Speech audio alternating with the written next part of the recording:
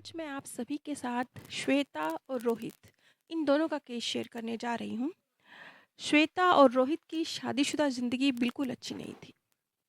श्वेता जिसका बचपन एक ऐसे परिवार में गुजरा था जहाँ उसके पिता के द्वारा उसकी मम्मी जी को भी और उसे भी बहुत कंट्रोल में उनका पालन पोषण किया गया था।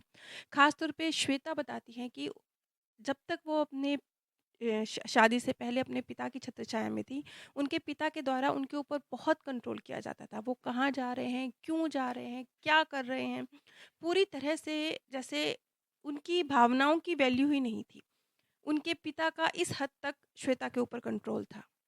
इसलिए जब पहली बार श्वेता स्कूल पास करके कॉलेज पहुंची और उसे मौका मिला हॉस्टल में रहते हुए अपने परिवार से, अपने पिता से दूर रहने का, तो वो बहुत खुश थी। उसे लग रहा था कि अब वो आज़ादी महसूस कर सकती है। और ऐसे ही समय पर उसकी मुलाकात रोहित से हुई। रोहित की जो फैमिली बैकग्राउंड थी वो भी कुछ इसी तरह की थी। रोहित के पिता के द्वारा भी इसी तरह से रोहित पर बहुत ज़्यादा कंट्रोल किया जाता था। लेकिन उन दोनों के नेचर में एक बहुत बड़ा डिफरेंस था। एक तरफ श्वेता थी जो एक तरह से हथियार डाल दिए। यदि पिता की तरफ से अननेसेसरी उसके ऊपर कंट्रोल किया जा रहा है, जहाँ बच्चे की भावनाओं को वैल्यू देनी चाहिए, वहाँ भी नहीं दी जा रही है। ऐसे में श्वेता ने जैसे स्वीकार कर लिया इस चीज़ को, अपने हथियार डाल दिए। दूसरी तरफ रोहित की जो फैमिली बैकग्राउंड थी, वो भी कुछ ऐसी ही थी, लेकिन वो हथियार डालने वाले लोगों में से नहीं था। वो अपने पिता के इस बिहेवियर के खिलाफ खड़ा हुआ और कुछ हद तक हम खैर रोहित और श्वेता की शादी के बाद बहुत जल्दी जो रोहित का नेचर था वो श्वेता के सामने आने लगा। और एक बार फिर उसने महसूस किया कि वो उसी तरह से अपने आप को दबा और कुचला हुआ महसूस कर रही है जैसा कि वो अपने पिछले जीवन में महसूस करती आई है।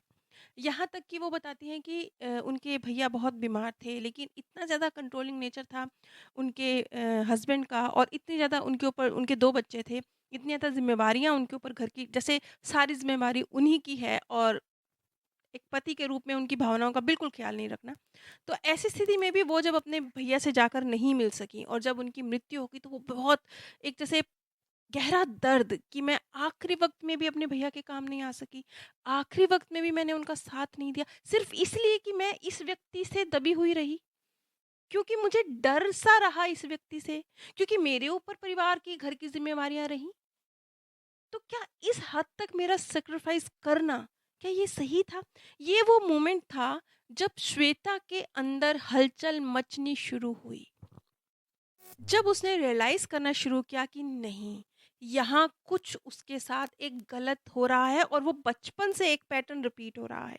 यहाँ पर ये बात देखिए कि जैसे श्वेता ने ये चीज़ अपने लिए चुनी थी, ये तो हमें आगे जाके पता चलेगा कि जब उसका सेशन हुआ तो ये बात निकल कर सामने आई कि रोहित कभी भी एक इस तरीके से उसकी लाइफ़ में रोमांटिक साथी बनकर नहीं आना चाहता था।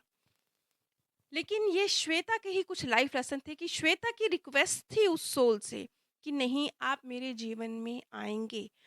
और उसे ये भी पता था, मतलब सोल वर्ल्ड में ये चीज़ तय थी कि रोहित और श्वेता के बीच में इस तरह का एक रिलेशनशिप रहेगा। हाँ, लेकिन रोहित बहुत आगे निकल गया। जैसे सोल वर्ल्ड में भी ये चीज़ डिसाइडेड थी कि रोहित इस तरीके से ओवरपावर करेगा श्वेता को, लेकिन इस हद तक नहीं। वो अपनी सीमाओं से काफ़ी आगे निकल गया था।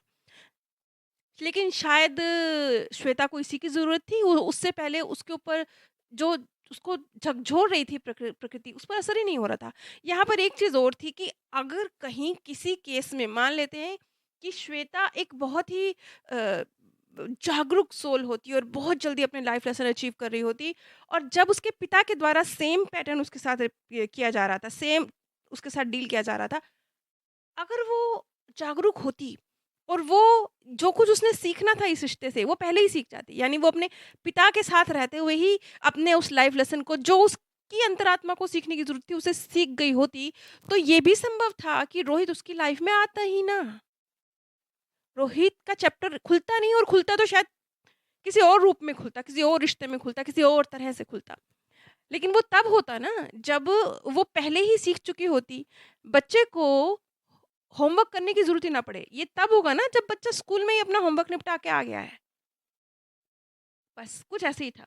तो श्वेता ने भी कुछ सीखना था, लेकिन वो नहीं सीख पाई अपने पिता के उस साथ रहते हुए, तो ये प्रोसेस आगे बढ़ा और फिर पति के रूप में रोहित उसके जीवन में आया, जिसने सेम पैटर्न को रिपीट किया। यहाँ पर आकर श्वेता के ऊपर असर हुआ। रोहित श्वेता को भावनात्मक रूप से, शारीरिक रूप से जो चोट पहुँचाना वो तो कम से कम दिखता था। वो उसे भावनात्मक रूप से भी, जो वो किसी के साथ शेयर भी नहीं कर पाती थी, इस तरीके से भी बहुत हर्ट करता था। जैसे कि अक्सर वो अ, उससे ये बात कहा करता था कि देखो तुम्हारी बहन कितनी पतली है, तुम कितनी मोटी हो। मैं तुमसे कहीं ज़्यादा हैंडसम लगता हूँ, तुम्हें अपने अंदर परिवर्तन लाने की ज़रूरत है, तुम्हें पतला होने की ज़रूरत है। ये कुछ इस तरह की बातें थी जो चुभती थी श्वेता को, यानी शारीरिक चोट एक तरफ, वो उसे भावनात्मक तौर पर भी चोट पहुँचाने का कोई मौका नहीं छोड़ता था।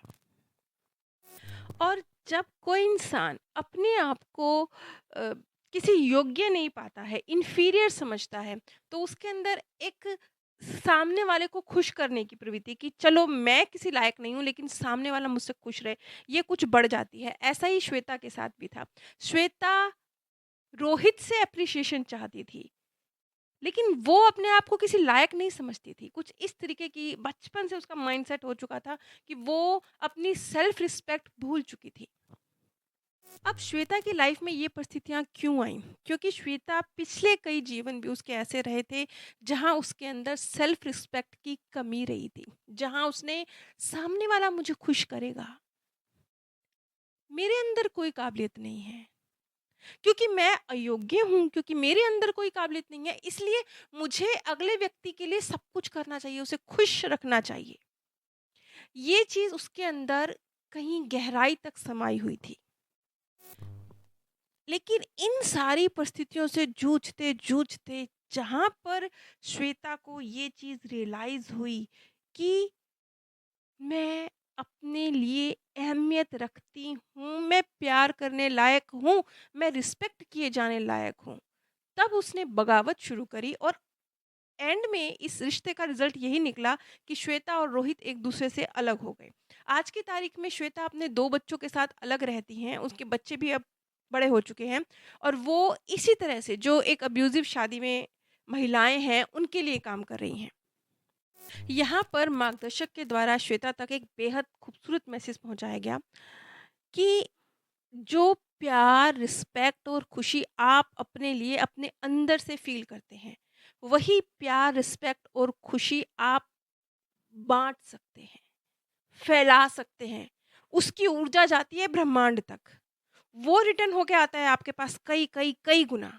लेकिन जब आप भिखारी की तरह सामने वाले से प्यार, रिस्पेक्ट और खुशी की डिमांड कर रहे होते हैं, वो एक भ्रम है।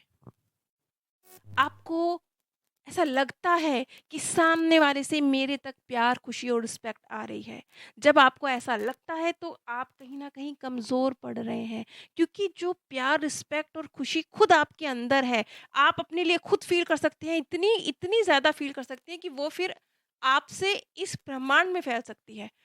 उसकी पावर को कम करके ये समझ लीजिए जैसे आप आपके खुद के पास 10,000 है, लेकिन आप उस 10,000 की वैल्यू नहीं समझ रहे। सामने वाला आकर आपके हाथ में 10 का नोट रख रहा है, आप उसे बहुत बड़ा समझ रहे हैं। ये आपकी नासमझी है ना? ऐसे ही जब इस तरह की किसी किसी भी, ये तो चलो एक पति-पत्नी का रिश्ता था, जहाँ इस तरीके से एक अब्यूज़िव शादी थी ये। लेकिन और भी कई रिश्ते होते हैं, जैसे कि श्वेता के पिता के साथ भी उसके रिश्ते कुछ ऐसे ही थे। तो अगर आप किसी भी रिश्ते में जहाँ कुछ भी भावनात्मक हो, मानसिक हो, आपको कष्ट हो रहा है, तो पहले अपने साथ बैठिए, चेक कीजिए कि ये कष्ट मुझे सामने वाले से मिल रहा है या मेरा मन खुद उत्पन्न कर रहा है, और अगर वो उत्पन्न कर रहा है तो क्यों? और अगर ये जो मेरा भाव मेरे अंदर उत्पन्न हो रहा है, जो मुझे दुःख दे रहा है, मुझे इससे बाहर निकलना है तो कैसे? अगर आप ये चीज़ सीख जाते हैं, तो ना सिर्फ़ आप इस तरह के दर्द देने वाले रिश्तों से बाहर निकल जाएँगे, बल्कि अगर आप किसी ऐसे रिश्ते में रहते भी हैं, मान लीजिए बहुत क्लोज़ है, मान लेते हैं माता-पिता हैं, पति-पत्नी का रिश्ता तो चलो आपके पास ऑप्शन है, आप तलाक भी ले लेते हैं, लेकिन अगर माता-पिता हैं, भाई-बहन हैं, इन ऑप्शन में तो तलाक का भी ऑप्शन नहीं है ना, यहाँ तो। लेकिन यहाँ इस तरह के रिश्तों में अगर आप बैठ के समझ के सुलझाते हैं अपने आप को, तो चाहे आप उन्हीं लोगों के बीच में रहेंगे, वही माता-पिता के साथ रहेंगे, वही भाई-बहन के साथ रहेंगे, लेकिन वो आपको ओवरपावर नहीं कर पाएँगे, वो आपको तकलीफ नहीं पहुँचा पाएँगे। और इससे भी बड़ी बात जो होगी, वो ये होगी कि आप खुद की पावर्स को पहचानना और खुद अपनी पावर्स को मल्टीप्लाई करना, ये सीख जाएँगे। आप सभी पर परमात्म सौंदर्य, प्रेम और आनंद सदैव बरसता रहे। आप सभी दिव्य परम धाम में स्थान प्राप्त करें।